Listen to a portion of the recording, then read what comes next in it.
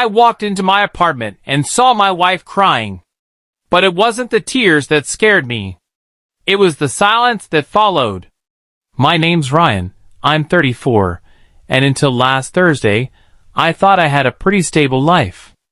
A solid job in marketing, a decent apartment in the city, and a wife I loved more than I probably should have. Her name's Emily. We've been together for almost 7 years. Married for 4. We had our ups and downs, like any couple, but nothing that ever made me question us. But last Thursday, that changed everything. It started with a strange call at work. Some unknown number rang me 3 times. I don't usually answer unlisted numbers, but on the 4th call, I picked up. A woman's voice, low and shaking, said just one sentence. "You don't know your wife at all." Then she hung up. At first I laughed. Thought it was some sick joke. Maybe someone dialed the wrong number. But something about her voice, tired, hurt, serious, just stuck in my head all day. When I came home that evening, Emily was on the couch, crying quietly. She didn't hear me at first. I stood there frozen. I'd never seen her cry like that before. Completely broken. I said her name softly, and she jumped like she'd seen a ghost. She wiped her face quickly and said it was just a long day, but her eyes wouldn't meet mine. And that's when I noticed her phone, face down, slightly cracked. I picked it up without thinking, and she snatched it back like a scared animal. That's when I knew something was really wrong. She begged me not to look at it, said it was private, that we needed to trust each other. But her hands were shaking, her lips trembling. I asked her directly, "Are you cheating on me?" She went pale. Didn't deny it. Didn't say yes either. She just stood there frozen, like her mind had left her body. That silence said more than words ever could. I didn't shout. I didn't cry.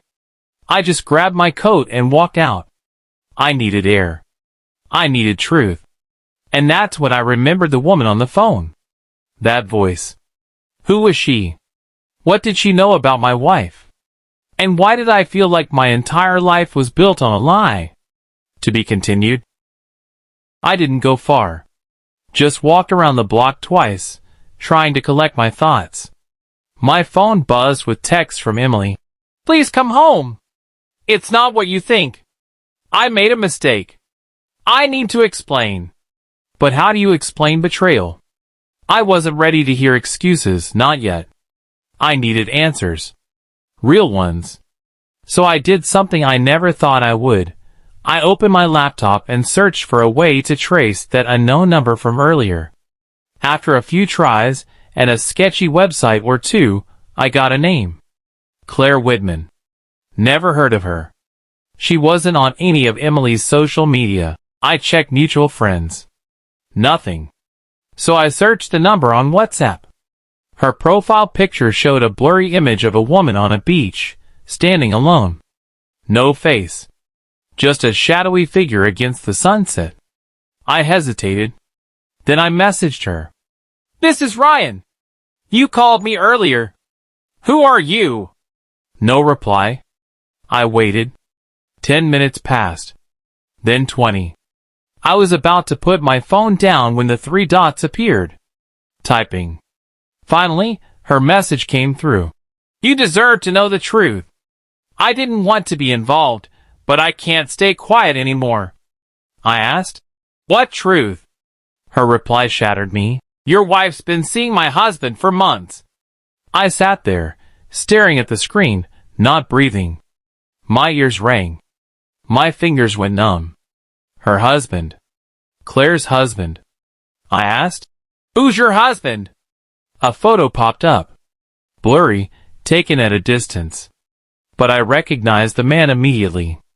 Ethan. My best friend. I felt like throwing up. Ethan and I have known each other since college. He was the best man at our wedding. He helped me find our apartment. He was family. And now, apparently, he was also my wife's secret lover. I didn't know whether to scream or cry. Claire sent more screenshots, texts between Emily and Ethan. Long, emotional ones. Full of, "I miss you," and, "He doesn't understand me like you do." There were pictures. Ones I can't erase from my mind. Hotel rooms. Kisses. Her wearing the necklace I bought her, in his bed. And worst of all, "Let's just wait a little longer. I'll tell Ryan soon." That message was dated 2 weeks ago. 2 weeks. They were planning this. Plotting it while I lived in ignorance, paying bills, cooking dinner, believing in our marriage. My blood ran cold. But then Claire said something else. Something that made everything even worse. "I think they were planning to leave us both." To be continued. I didn't sleep that night. I sat on the floor of our living room, staring at the photos Claire had sent me. Every time I closed my eyes, I saw their faces. Emily laughing.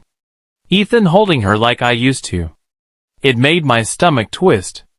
I didn't go home. Instead, I crashed at a cheap motel on the edge of town. The kind of place where no one asks questions. My phone kept buzzing. Emily called 12 times. Left 8 voicemails. I didn't listen to a single one. Around 3 a.m., Claire messaged me again. I confronted my husband. He confessed. Said he loved her. That word, love, felt like a knife in my chest. Claire told me she kicked him out. Said she couldn't even look at him. We talked for hours after that. Not like two strangers, but like two people bleeding from the same wound. She was angry, heartbroken, humiliated. Just like me. But somewhere in our pain, something else started to grow. Not comfort. Not forgiveness. Resolve. Claire said. They thought we'd never find out. They counted on our silence. But what if we didn't stay silent? And that's when it hit me. I wasn't going to sit around and cry while they got away with it. I wasn't going to be the victim in their love story. I was going to end it. Claire and I made a plan. Not to hurt them physically, no. Something worse. Something they feel. We give them exactly what they gave us: betrayal, shock, and public humiliation. First step, I went home. Emily was waiting, eyes swollen from crying. She ran to me like nothing had happened. Ryan, please, let me explain. It's not what you think. But it was exactly what I thought. And worse. I looked her straight in the eye and said, I know everything. I talked to Claire. I saw the messages. The photos. The hotel bookings. Your necklace in his bed. Her face turned white. For a moment, she didn't say anything. Then she started begging, saying it was a mistake, that she was confused, that Ethan meant nothing, that it was only physical. But the lies just kept digging a deeper hole. You were gonna leave me, I said coldly. You and Ethan were planning to run off and leave Claire and me like garbage. Don't pretend it was meaningless. She broke down crying again, but this time I felt nothing. No sadness. No sympathy. Only focus. I told her I needed space and packed a bag. She kept asking where I was going. To rebuild what you destroyed, I said. What I didn't tell her was that Claire and I were about to destroy their fantasy. From the inside. To be continued. Part 4. Claire and I met the next day in person.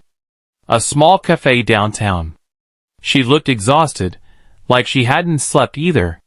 Her eyes were red, but there was fire behind them. I handed her a folder. Inside were printouts of the messages, the photos, screenshots, hotel receipts, everything we had. She handed me a flash drive. Ethan's emails, she said. He's careless. Logged into his Gmail on our shared laptop. Never logged out. We didn't even have to dig. There were full threads between him and Emily. Plans to go to Mexico. A shared bank account they opened. Emily was supposed to tell me next month, once Ethan got his Divorce situation handled. The irony? Claire never even suspected he was unhappy.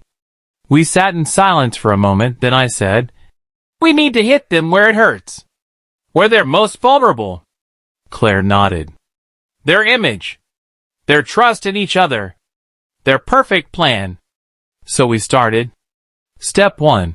Expose the affair, gently. Claire invited Ethan to dinner at her sister's house, said it was for a fresh start. Meanwhile, I convinced Emily to meet me for coffee, told her I wanted to talk things through. We both played it cool, smiles, calm voices, no drama. Just enough to make them believe we were ready to move on. Step 2. Leak the truth, quietly. That weekend, I accidentally sent a group email to some of our mutual friends, college buddies, a couple of coworkers, even Ethan's gym buddies. I attached a random photo and wrote, "Oops, wrong file." The photo? Emily and Ethan in a hotel mirror selfie. Shirtless. Happy. No explanation. Just confusion and whispers. Claire did the same. Posted a vague message on Facebook. "It's amazing how people can live double lives and still look you in the eyes every day." Her friends picked up on it instantly. It wasn't long before Emily confronted me. "Did you do this?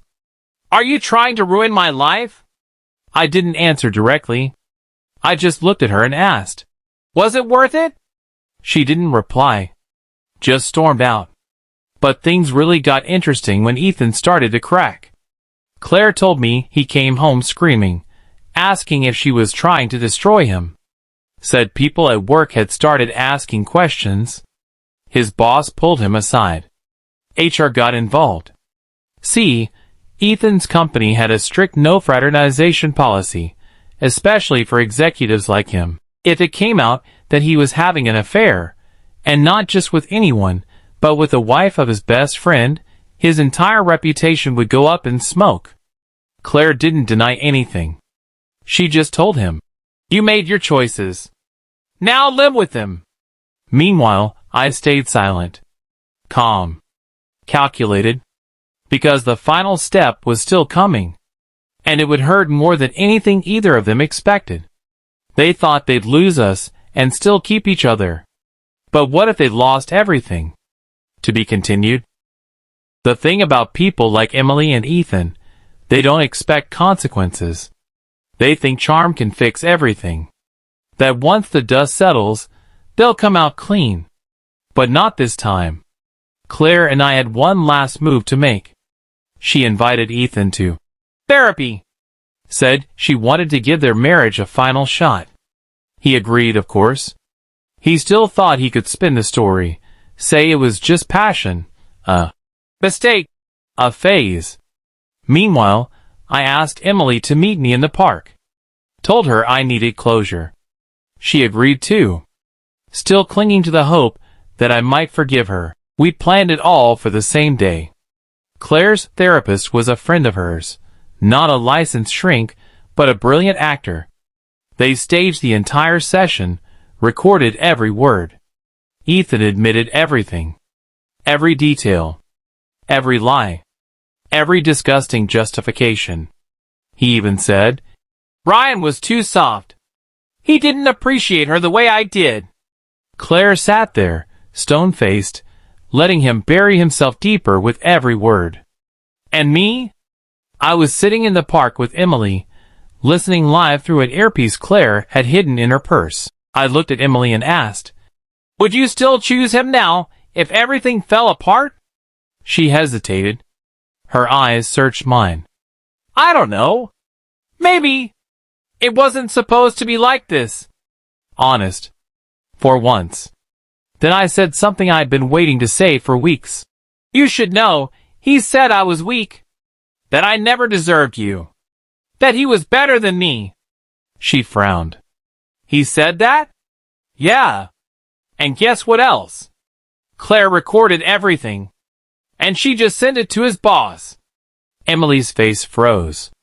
I stood up. "You two are going to leave us and build a life on lies. But now you'll have nothing. No job. No reputation. No trust.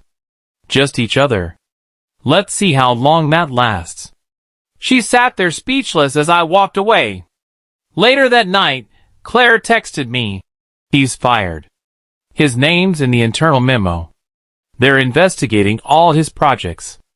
Looks like we hit a nerve. It was done. The affair wasn't just over. It was exposed, crushed, burned down to the ground. Emily moved out 2 days later. I let her take the couch, a few boxes of clothes, some old photos. That was it. Ethan tried texting me once. I didn't even open it. Claire and I stayed in touch for a while. At first, it was about updates. Legal stuff. Divorce papers. But then, we started talking about life, about pain, about healing. We met for lunch a few times. No plans. No pressure. Just two people who got stabbed in the back, and somehow survived. And maybe, just maybe, we're starting to believe in honesty again.